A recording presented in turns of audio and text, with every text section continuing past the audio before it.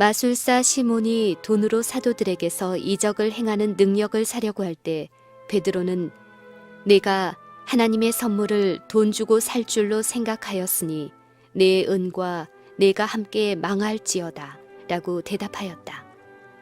그러나 테첼의 선물을 많은 열성적인 무리들이 사게 되었다. 금과 은은 그의 금고로 흘러들어갔다. 돈으로 살 수 있는 구원은 회개와 믿음과 죄를 대항하여 싸우는 끈덕진 노력으로 얻는 구원보다 더욱 쉽게 얻을 수 있는 것이었다.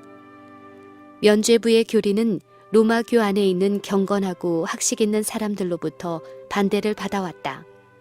그러나 이성과 계시 어느 편으로 보나 크게 배치되는 그와 같은 주장을 믿지 아니하는 사람들이 많이 있었다. 어떤 주교도 그 부정한 매매에 대하여 반대하는 말을 감히 하지 못하였다.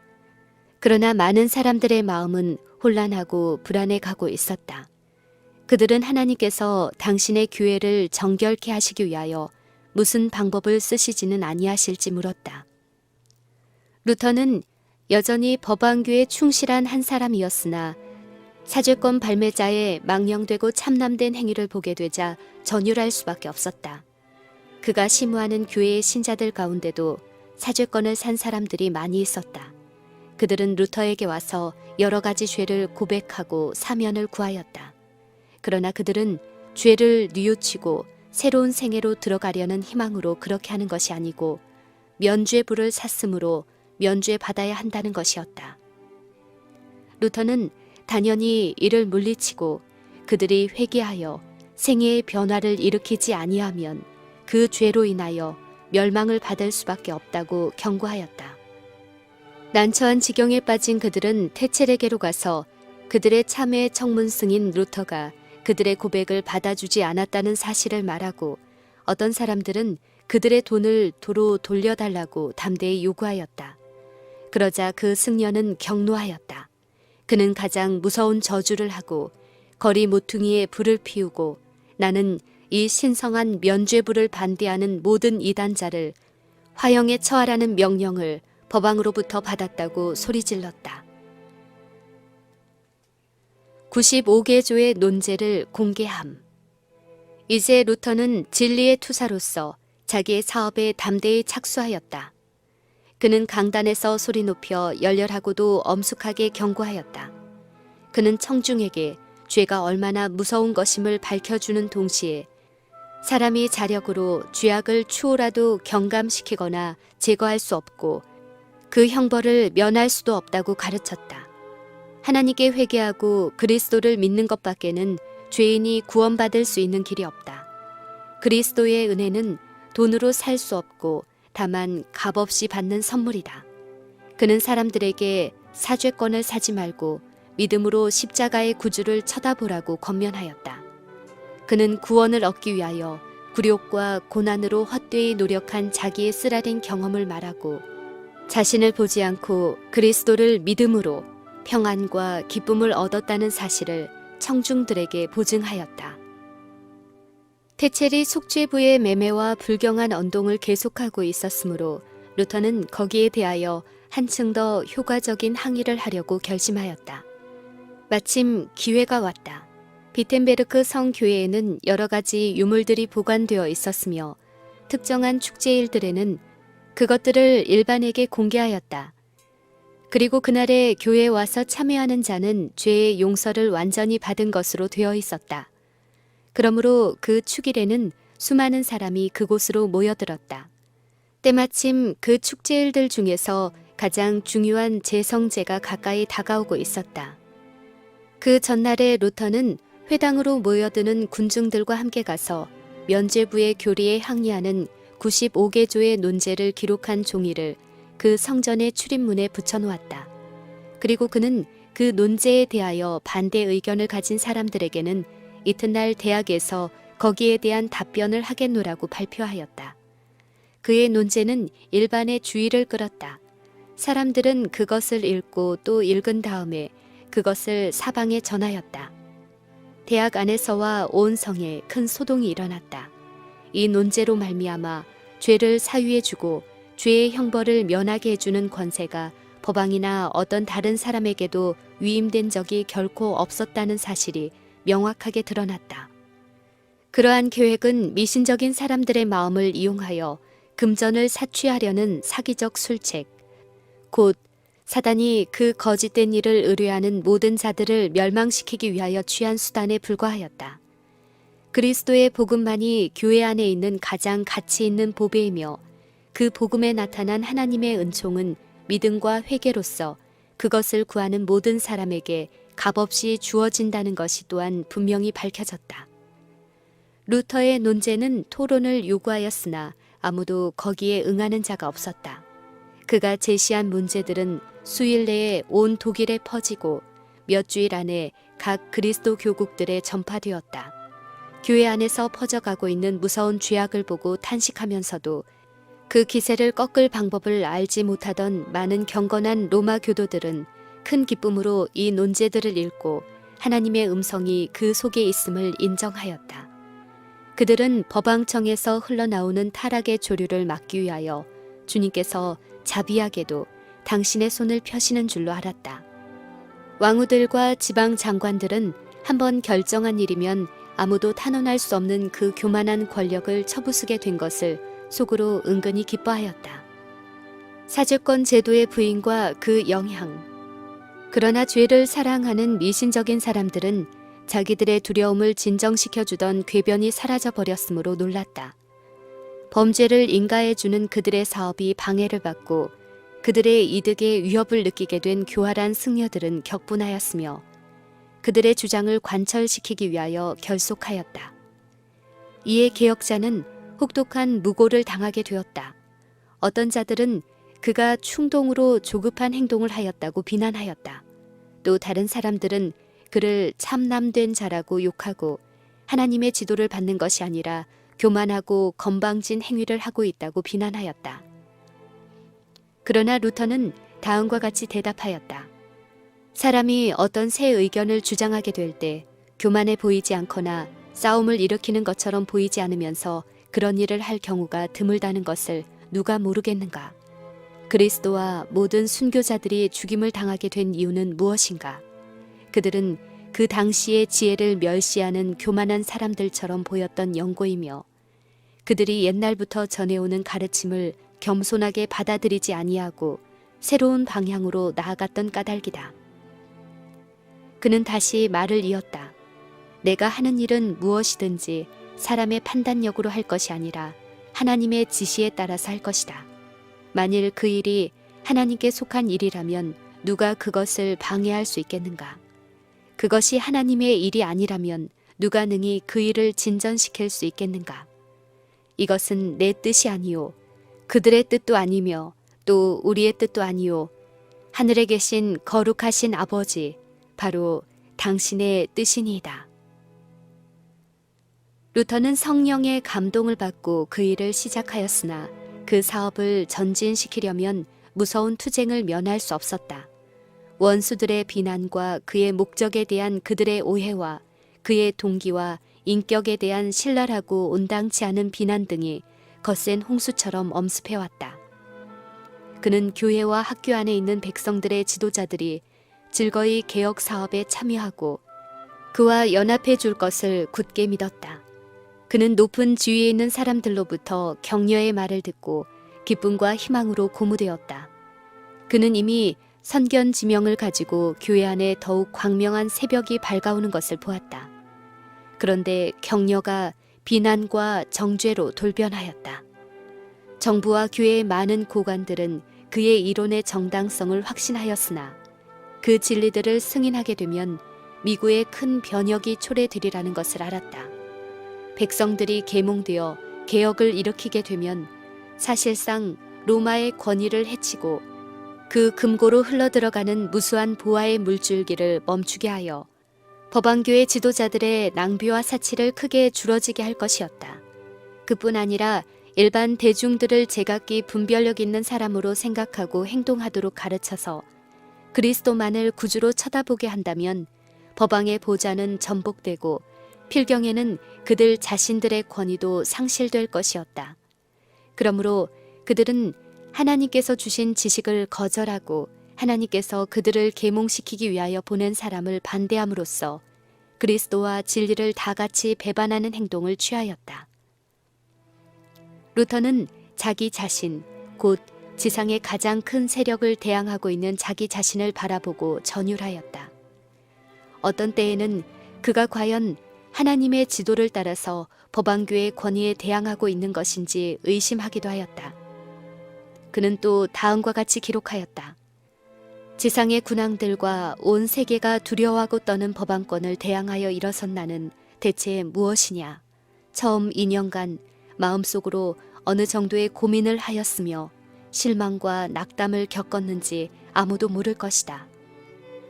그러나 그는 완전히 실망하도록 버려지지 아니하였다. 그는 사람의 도움이 끊어졌을 때 하나님만을 앙망하였다.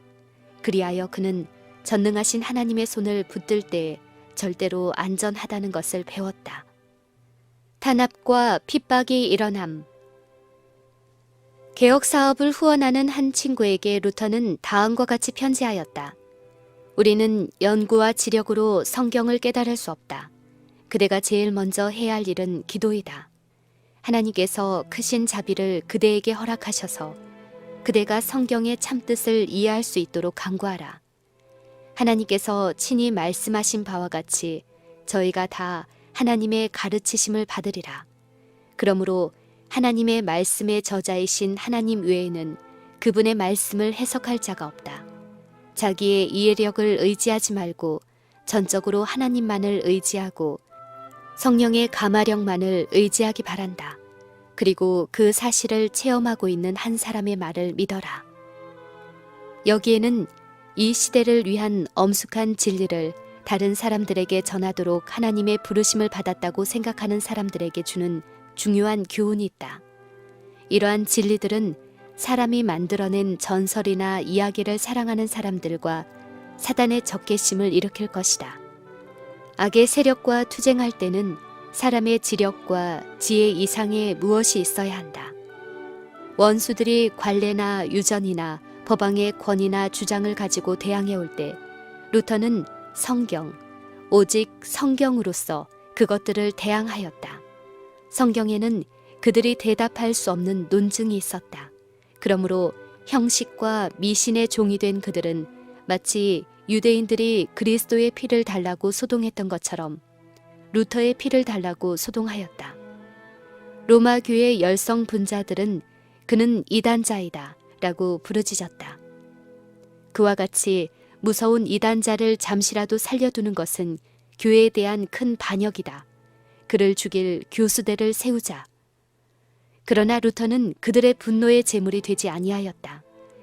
하나님께서는 그를 통하여 하실 일이 아직 있었으므로 그를 보호하시기 위하여 천사들을 보내셨다. 그러나 루터로부터 귀중한 빛을 받은 많은 사람들은 사단의 분노의 표적이 되어 진리를 위하여 담대히 고문과 죽임을 당하였다. 루터의 가르침은 온 독일 안에 있는 지각 있는 사람들의 주의를 끌었다. 그의 설교와 저서에서 무수한 사람들을 각성시키고 깨우치는 빛의 광선이 나왔다.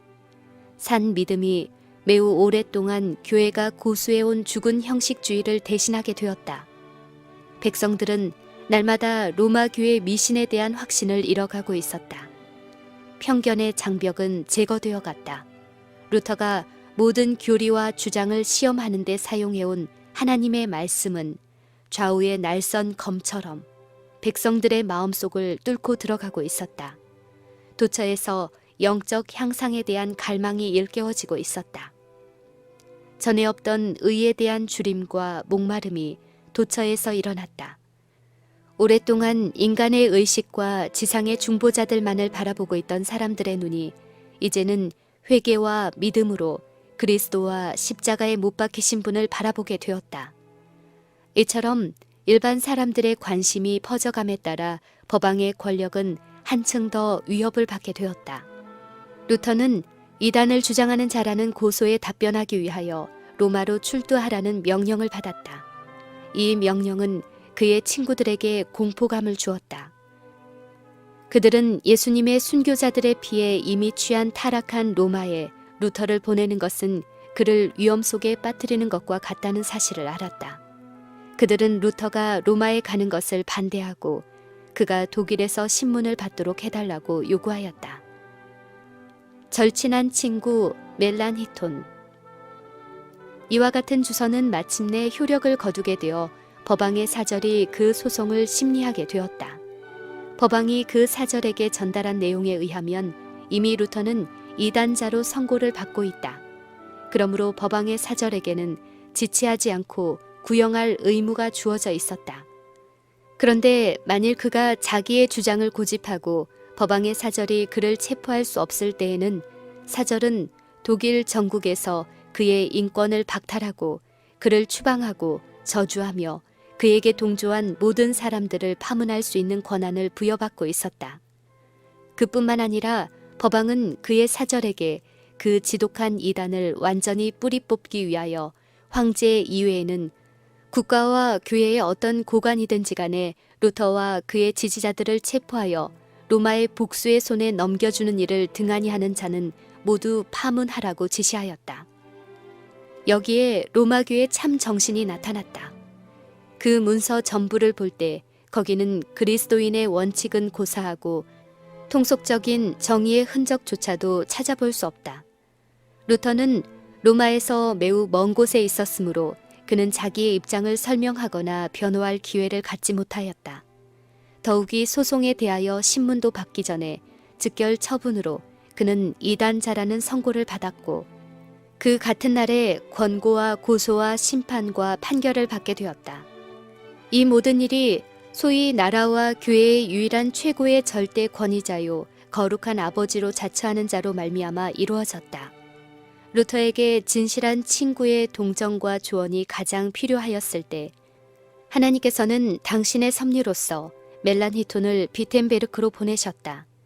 나이가 젊지만 겸손하고 내성적인 멜란히톤은 건전한 판단력과 해박한 지식과 매력적인 웅변과 순결하고 고상한 인격을 갖추고 있었으므로 일반의 칭송과 존경을 받았다.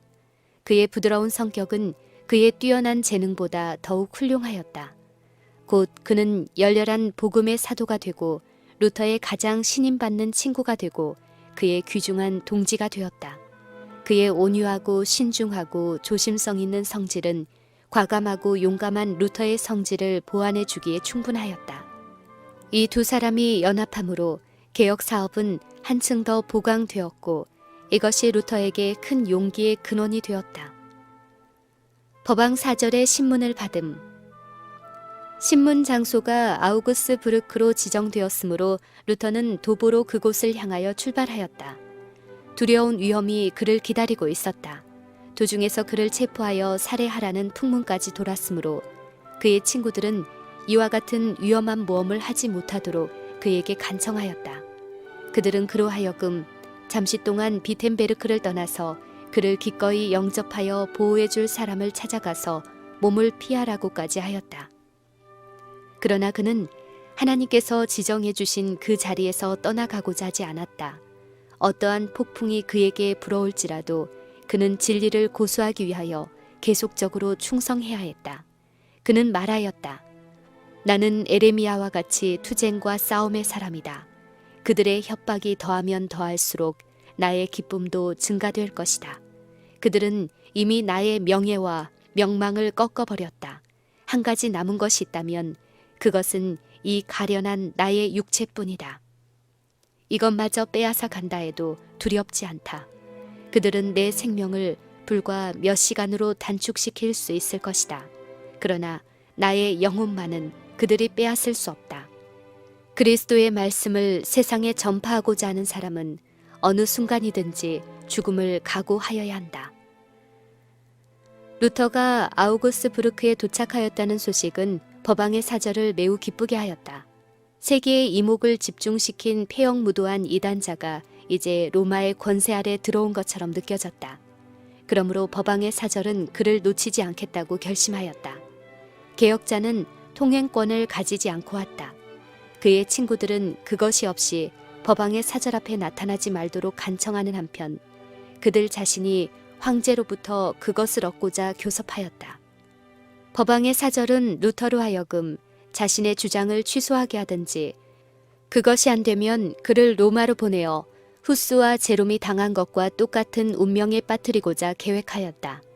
그러므로 그는 부하들을 시켜서 루터로 하여금 자기의 자비를 믿고 통행권 없이 출두하게 하고자 노력하였다. 그러나 개혁자는 그렇게 하는 일을 단연코 거절하였다. 그는 황제가 보호를 약속하는 문서를 주기까지 법왕의 사절 앞에 나타나지 않았다.